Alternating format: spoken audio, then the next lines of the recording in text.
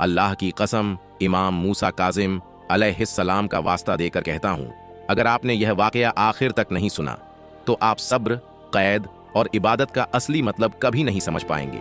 यह उस इमाम की कहानी है जिसे जंजीरों में जकड़ा गया, जिसे अंधेरी जेलों में रखा गया, जिसे झर दिया गया, लेकिन जिसकी जबान से एक लम्हे के लिए भी अल्लाह से शिकवा नहीं निकला।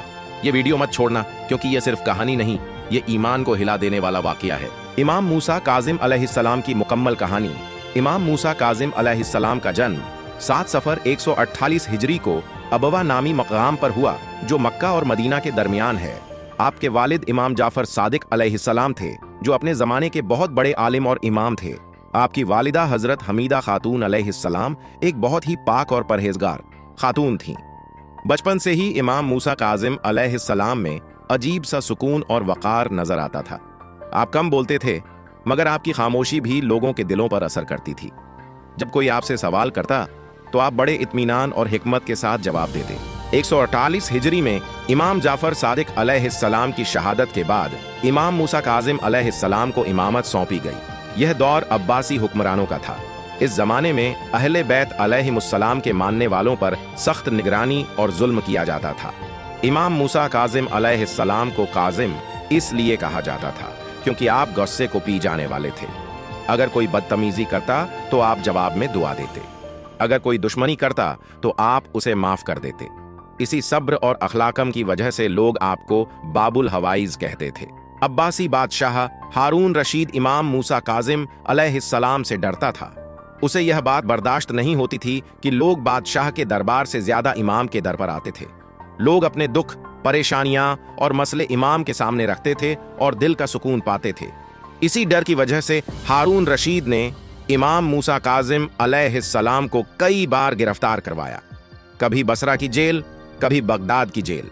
आपको लोहे की जंजीरों में जकड़ा गया और अंधेरी कोठरियों में रखा गया। जेल की उस सख्त जिंदगी में भी इमाम मूसा काजिम अलैहिस्सलाम नमाज, दुआ और सजदे में मशगूल रहते थे। रातों को आप सजदे में रोते और अल्लाह का शुक्र अदा करते। जेल के पहरेदार कहते थे कि हमने ऐसा कैदी कभी नहीं देखा जो कैद में भी आजाद हो। आखिरकार हारून रशीद के हुक्म पर 25 रजब 133 हिजरी को इमाम मूसा काजिम अलैहिस्सलाम को झर दे दिया गया। झर ने जिस्म को कमजोर कर दिया, लेकिन आपके लबों पर कोई शिकवा नहीं आया। आपने हर हाल में अल्लाह की रजा को कबूल किया। शहादत के बाद जालिमों ने इमाम मूसा काजिम अलैहिस्सलाम के जिस्म मुबारक को बगदाद के पुल पर रख दिया और लोगों से कहा कि देखो, यही है मूसा बिन जाफर। मगर यह मंजर देखकर लोग रो पड़े, क्योंकि सब जानते थे कि यह सजदों वाला इमाम था।